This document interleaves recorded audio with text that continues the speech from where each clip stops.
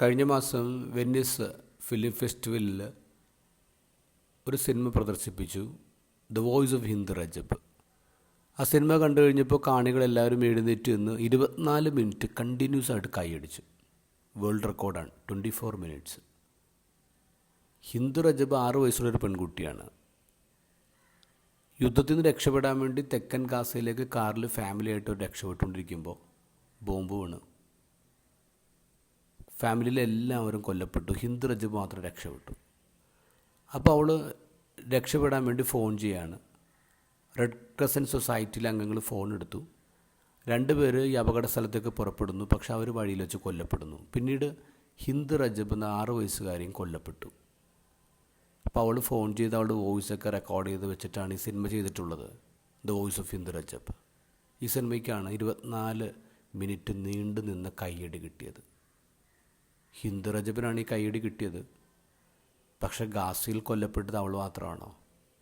എത്രയോ പേര് ഗാസയിൽ കൊല്ലപ്പെട്ട നമ്പർ പോലും നമുക്ക് കൃത്യമായിട്ട് അറിയില്ല, പേര് അറിയില്ല. There all insignificant. വലിയ അപകടങ്ങൾ നടക്കുമ്പോൾ, പ്രകൃതി ദുരന്തങ്ങൾ ഉണ്ടാകുമ്പോൾ അതിനകത്ത് പത്രക്കാരെ റിപ്പോർട്ട് ചെയ്യുന്നത് സിഗ്നിഫിക്കൻ്റ് ആയിട്ടുള്ള ആൾക്കാരുണ്ടെങ്കിൽ അവരുടെ കഥ പറയും, അത് നമ്മളറിയും. എത്രയോ പേരുടെ പേരും കഥകളും നമ്മൾ അറിയാതെ പോകുന്നു. They are insignificant.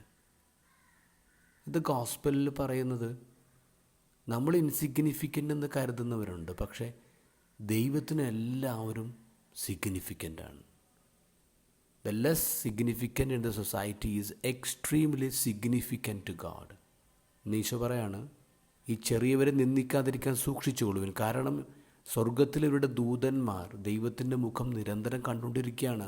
ദൈവത്തിൻ്റെ അടുത്ത് ഡയറക്റ്റ് ആക്സസ് ഉള്ള ദൂതന്മാരുടെ പ്രൊട്ടക്ഷൻ ഉണ്ട് അവർക്ക്. അതുകൊണ്ട് സൂക്ഷിക്കണം. ഇനി ചെറിയവരെന്ന് പറഞ്ഞാൽ കുട്ടികൾ മാത്രമല്ല.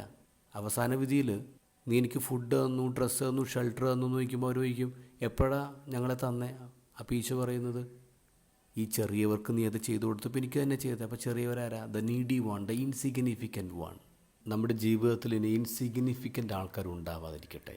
ലോകം കൈയടിക്കാത്ത ആൾക്കാർക്ക് വേണ്ടി ദൈവം എഴുന്നേറ്റ് നിന്ന് കണ്ടിന്യൂസ് ആയിട്ട് കൈയടിച്ചുകൊണ്ടിരിക്കുകയാണ്.